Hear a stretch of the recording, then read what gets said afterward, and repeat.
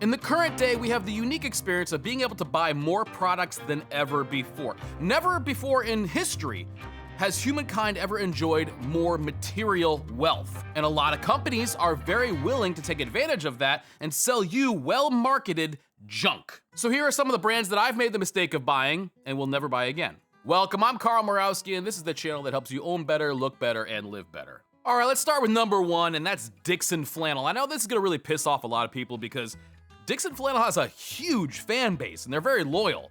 But when I bought this shirt, and I got it for a roundup of flannel shirts that I was doing a while ago, when I unboxed it, I was like, what is this? You know, I looked at the content here, and I looked at where it was made, and it's 100% polyester made in China.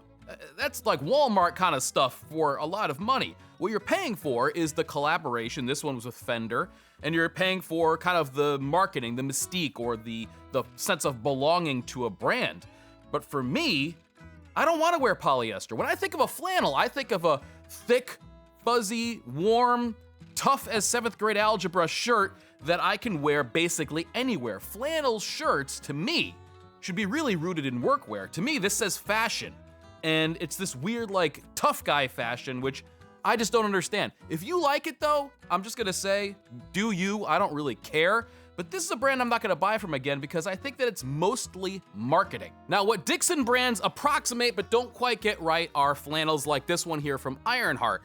But this is like a $300 plus flannel. So if you don't wanna spend this much money for a great flannel, yet you don't wanna wear plastic like this, I suggest checking out Vermont Flannel. They're a really cool, smaller company, 100% cotton flannel, very cozy, very well built, and a decent price. Now, one of the biggest indicators that a brand probably isn't worth your time is when they spend more money on marketing than they do on their own products. And this next one is probably one of the biggest offenders. And it will be no surprise to any of you who are familiar with the channel, but Brunt Workwear makes some of the worst boots that I've ever worn. Now, it's not just that, right? Because a lot of companies make a bunch of junk products, but it's the way they go about it. They have an F rating on the Better Business Bureau website, which I know is kind of like, you know, whatever, and they're questionable anyway. But they also do things like they pay for a lot of reviews. So if you go online and you look for Brunt, you'll find supposed reviews that are actually sponsored by Brunt, which will put it up against Red Wing, Thorogood, any of these other brands that you actually know, comparing the unknown to the known and making Brunt more of a household name. That is just shady in my opinion. And their first boot, or the one that I had at least, was nothing more than just this Chinese cheap fake welted boot. So you got this boot, which, you know, had all these great reviews and looked like it could be resold, when in fact it was simply glued. But it's this whole sort of idea of them supporting the blue collar world, the blue collar brotherhood. Most people who I've met who have tried these boots end up hating them, and it's past the return window and they're stuck with them. My point is that this is a brand that seems more deceptive than they do actually innovate or make something great or serve people who are out there doing this work. Now, I've been an electrician for 21 years now, and it really gets under my skin when I see a brand that is taking advantage of people who don't have the time or resources to do their own research on boots and end up buying something that's simply really slickly packaged and marketed to them, because that ultimately hurts you when you're out in the field. So, what do I suggest getting instead of a cheap Brunt boot? Well, as the old saying goes, spend money on your boots and your mattress, because if you're not in one, you're probably in the other. And in my opinion, it's best to spend as much as you possibly can on a great pair of work boots. You can get them from brands like Nix, Whites, Westco, if you like that kind of Pacific Northwest build. If you don't, of course, some of the tried and true brands that are out there, Thorogood, Red Wing, are still very, very good. And one of the brands that I think is still making some of the best work boots at a decent price is Jim Green out of South Africa. Now, it's all gonna depend on what you need, but if you're looking for a great work boot, there are plenty of brands that are making that. I'll tell you one brand I definitely will buy from again, and that's Nafs, and they are the sponsor of this video. All right, so if you've been watching for any amount of time, you know that I've had my eye on the large Lulu from Nafs for quite a while. Now, this is a tricky knife because they only make it in small batches in Ohio, so the best way to know when it's available is by putting it on your wish list. The large Lulu does not disappoint. Now, this is a beautiful, chunky, full flat ground knife here with a full tang. I mean, it's just, you know, it's ready to do some work. You can baton with this thing if you wanted to. Now, you can get a leather sheath which is my carry of choice, but it also you can get a Kydex one as well if that's kind of more your speed. Nice little positive lock in there. Look, I can imagine the cool things we're gonna do together, Lulu. New from NAFS is the Lander 4, and it comes in 2 different flavors. So you can get the Black Sheep, which is this one right here, and I think you could probably tell why it has that sheep's foot blade on it, which is really, really usable, but it also comes in a more premium steel, and I think that the handles are a little bit more premium as well.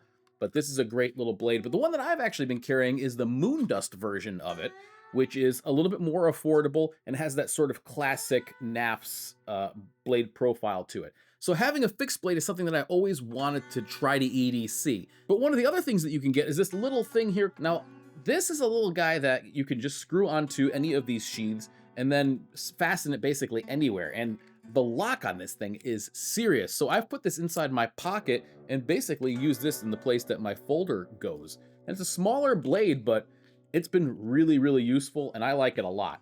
Now, here's the deal with NAFS and why I like them so much, and they've been a long-time sponsor, is that, to me, I don't know, they just seem like a happy company. I mean, even look at the stuff that they put on their box here. You know, there's always something to laugh at or smile at, but they're a great company. They've been an excellent friend to the show, and I suggest you go over to their website because they always have cool stuff over there. Thank you so much, NAFS, for sponsoring this video. They've been a long-time supporter of this channel. I love their stuff, so definitely go and check them out. Okay, the next one is Adobe. Now, back in the day, there really weren't a whole lot of alternatives to Adobe products. You could buy Photoshop, Lightroom, Premiere Pro, pay one fee, and then you had them for a while, until you wanted to upgrade, and then you'd pay another fee.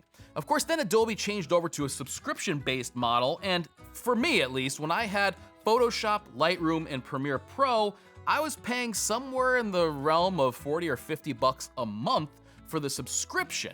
Over time, that really adds up. Not to mention, these programs, they were getting kind of buggy. They were not working all the time. You had to be connected to the internet or it would kick you off. You always just felt like you were kind of getting a crappier version, or maybe a version that wasn't quite ready for release. So I started to look for some alternatives, and I found DaVinci Resolve.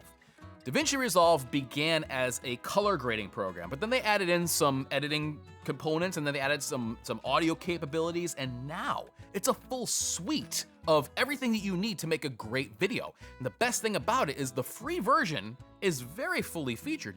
I got by for years on the free version.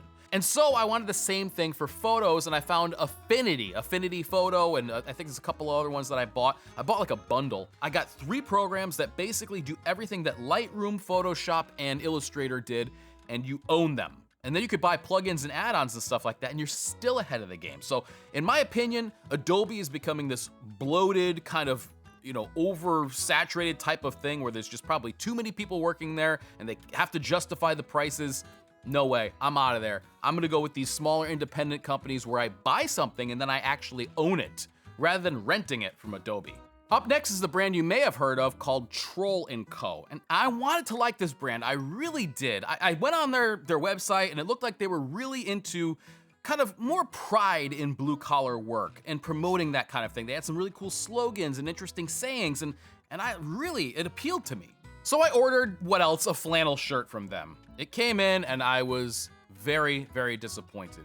Again, the fabric was really nothing to write home about, but the big thing that got me, along with the obnoxious branding on it and kind of the overall shoddy build quality, was some sort of interlining they were using on the collar. It sounded and felt like a manila folder material between that, just to keep the collar stiff. But the problem with that is every time you moved your head, you'd hear this thing crinkling.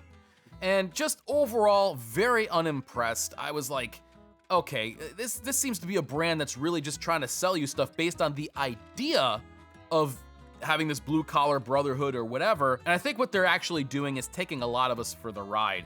They're making this stuff overseas, they're bringing it over here, putting some like pro, you know, working class kind of stuff on it, and then selling it to you for a premium. Again, I think I paid somewhere around 70 bucks for that flannel shirt. I would have felt ripped off if I had paid half of that.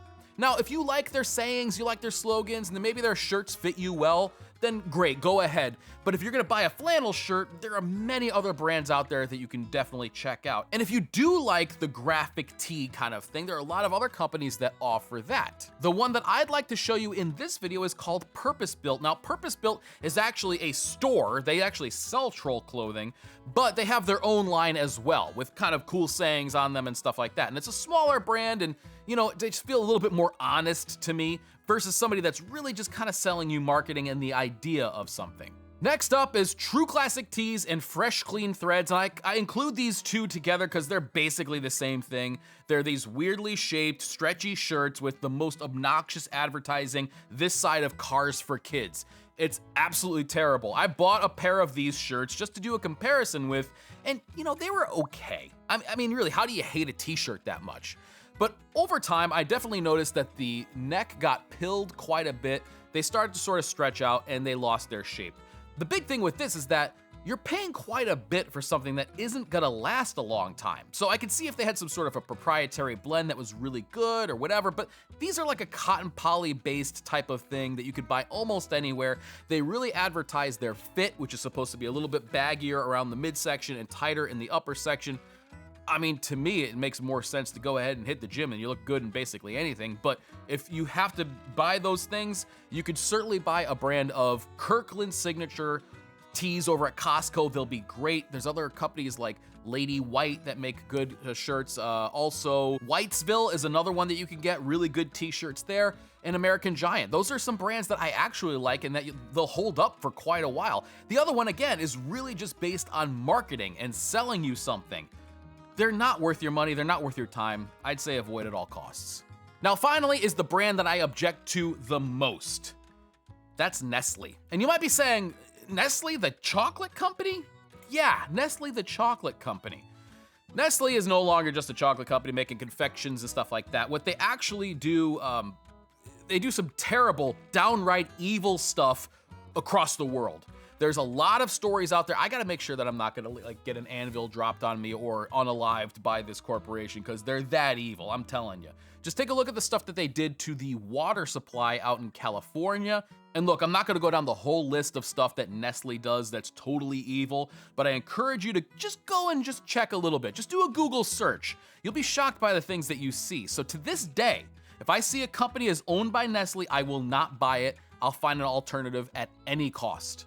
So those are the brands that I will never buy from again. Again, this is my own personal opinion, so I wanna know yours. Like, what brands will you never ever buy from again? And alternatively, if you can give me some brands that you actually do like, brands that are like slicker than snot on a glass doorknob, please let me know in the comment section below. That really helps people, and I encourage you, if you're watching this video, to go down there and take a look at the comments because people will share their knowledge down there, and it's a great place to learn about new brands or brands to avoid.